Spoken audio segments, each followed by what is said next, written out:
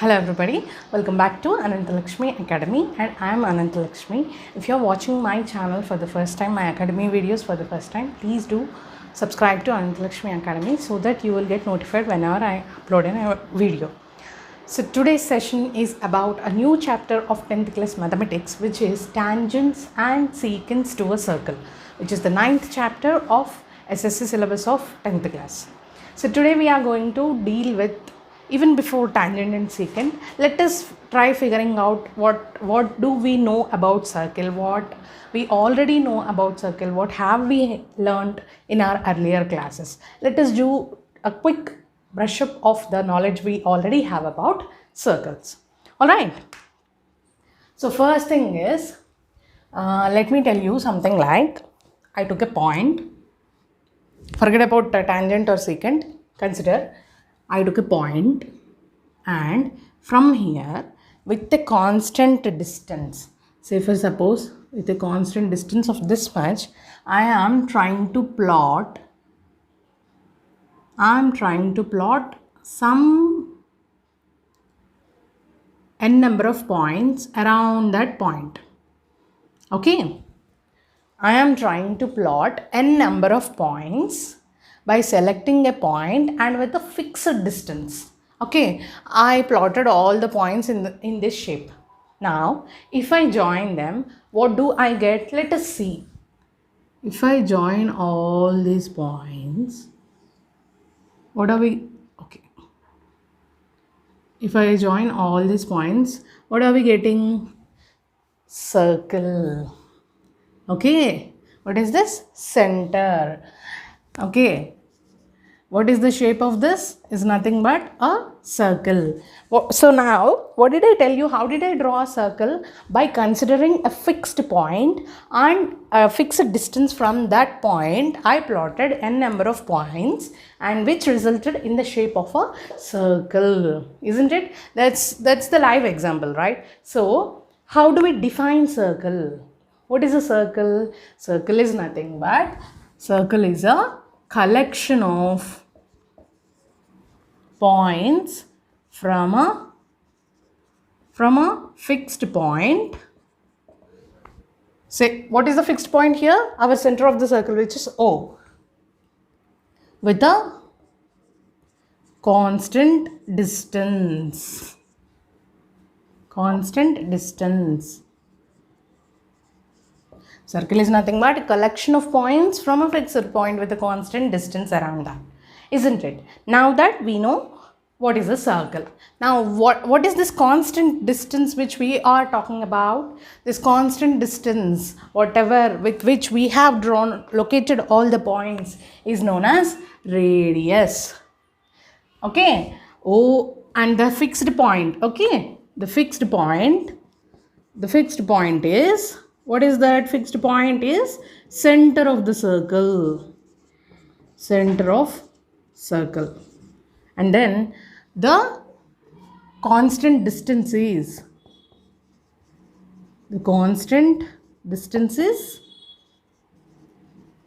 nothing but the radii. So, sorry, radius, not radii, radius.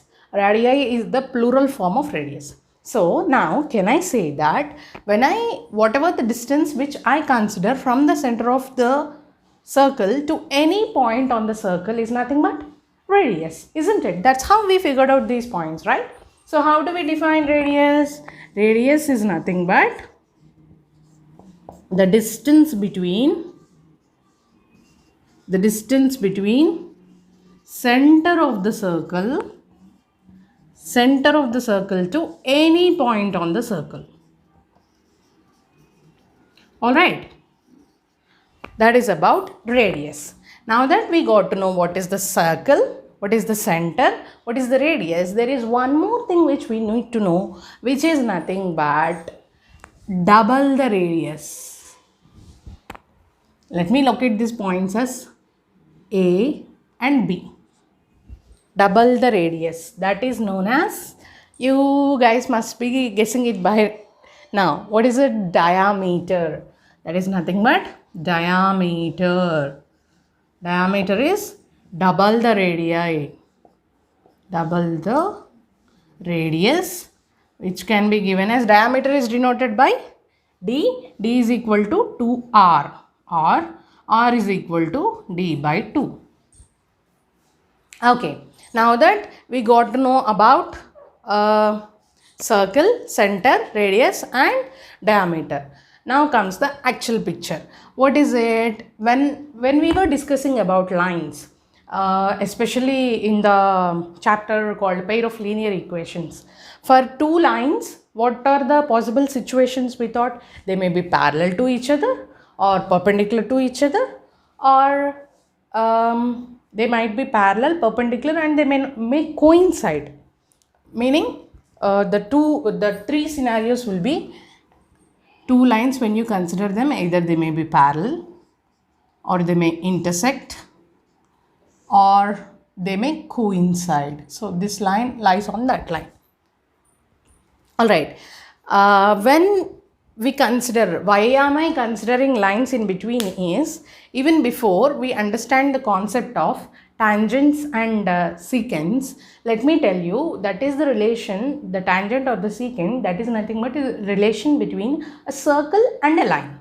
That's the reason I am slowly taking you to lines now. Okay, now that you understood what is a circle, and you already know what is a line, what are the possible situations for line. Now let us see the situations for a circle and a line. All right, and given this thing, you know radius and diameter, right? We can draw n number of radii and n number of diameters within a circle. All right, because you have n number of points, right? Infinitely many points you can locate upon a circle. So you can draw infinite number of radii and diameters on a circle. All right. So when we have a circle, what would be the possible situations? Let us try figuring out. This is a circle and I have a line which is not touching the circle. And this is also a circle and I have a line touching the circle. This is also a circle and I have a line intersecting the circle. Let us name the line as PQ. Okay, here in the first case, is it touching the circle? No. So no point. Now here if you see, this is touching this, the line is touching the circle at a point. Alright, in such case, when a line touches the circle, in such case, PQ is called tangent to the circle. In a case wherein you have a line which touches the circle, it is just like a line going near the circle and just saying hi. Okay, so this is like PQ is touching the circle at a point and hence this is known as tangent. Now here in the third case, PQ is intersecting the circle at two different points. Here it is just touching the circle at a point, say for suppose A, and this here AB. It is intersecting the circle at two different points, which is AB. Here PQ is known as secant. The line which touches the circle is known as tangent. The line which intersects the circle at two different points is known as secant. What is AB? AB is nothing but chord. Whatever the line you have, the line which touches at two different points is known as, within a circle, which touches the circle within a circle at two different points is a chord. AB is a chord. PQ is the secant. Alright. Now, chord divides the circle into two segments, the upper segment and the lower segment. Okay. I'm just explaining this to you guys to get to know well with the terminology. What is a secant, what is a tangent and all. So now let us figure out what is a definition of the tangent. In the textbook, it is given that tangent is being derived from a Latin word, which is tangere, which means touch. Here, it is just touching, right? So, the tangent is nothing but the line which touches the circle at a point. Now, the circle is being touched by the line at a point. What is this point A? The point is nothing but the point at which the circle touches the line is known as point of contact. Is known as point of contact. Alright. Now, since this is a circle, we should have a center. From the center here to the point, what is this distance? This distance is nothing but the distance from the center to a point on the circle. Nothing but the radius. And this is always perpendicular to the point of contact. The radius is always perpendicular to the tangent. Remember these things. This is nothing but this will be this I am telling for your knowledge. This will be explained in the coming up theorems. In the next sessions I will be explaining. Just to give you a heads up, I am just letting you know. This is nothing but the radius is always perpendicular to the tangent. Alright, that is about tangent. What is a secant now? What is the definition of a secant now? A secant is nothing but the line which intersects the circle at two different points. Two different points is known as secant of a circle. Okay, is known as secant of a circle. Now, what is this secant? Secant is here PQ. AB is chord. Okay. Now that we understood what is a tangent and what is a secant. Now, as I told you, we can look at n number of points upon a circle. Infinitely many number of points we can have. Just like that, how many tangents we can have? Yes, we can have infinitely many number of tangents on a circle. But for a single point, how many tangents can you have? For a single point, only one tangent you can have. Remember that. For a single point on a circle, we can have only one tangent. Alright, but for a circle, you can have n number of tangents because circle is a collection of infinitely many number of points.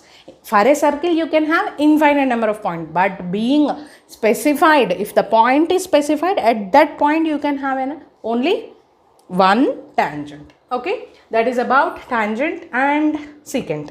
So even before once you got to know about what is a tangent and what is a secant, imagine this is a circle. When you draw two tangents from an external point P with the point of contact A, B, then the length of the tangents are equal. The length of the tangents are equal. PA is equal to PB. Likewise, when you have a circle whose diameter is D, if you draw two tangents which meet, say for suppose these are the two tangents. When you draw two tangents at the end of the diameter, say for suppose this is the line M, this is a M. So L is parallel to M. We could say that the tangents are parallel. L is parallel to M when you draw two tangents at the ends of the diameter. Okay, so we have learnt about tangent and length of the tangents, and how do we figure the length of the tangent is one more thing which we need to cover. How do we figure out the length of the tangent? Say for suppose we have a circle wherein from an external point P and we have a center. So what is this? This is nothing but our point of contact. From the point of contact to the center, what is this? This is nothing but the radius, and this point is at a distance D, and this point is at a distance D. Let the point of contact be A. Okay, let the length of the tangent be L. Okay, now what happens here? If you see, I already told you that the radius makes a right angle with the tangent. So here if you observe, this is a right angled triangle.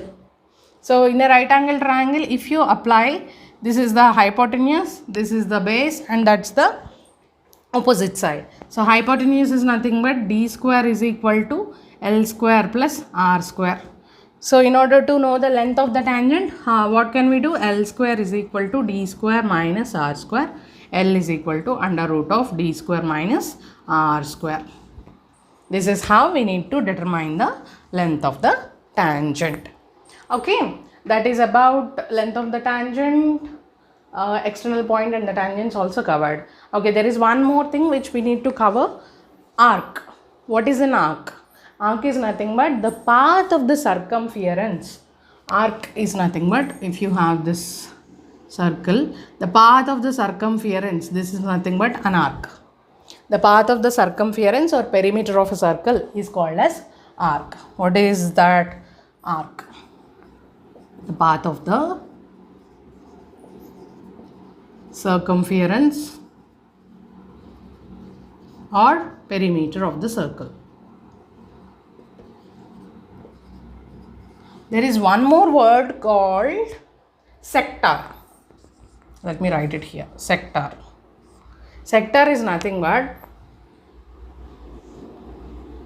the length of the arc along which is enclosed in the two radii.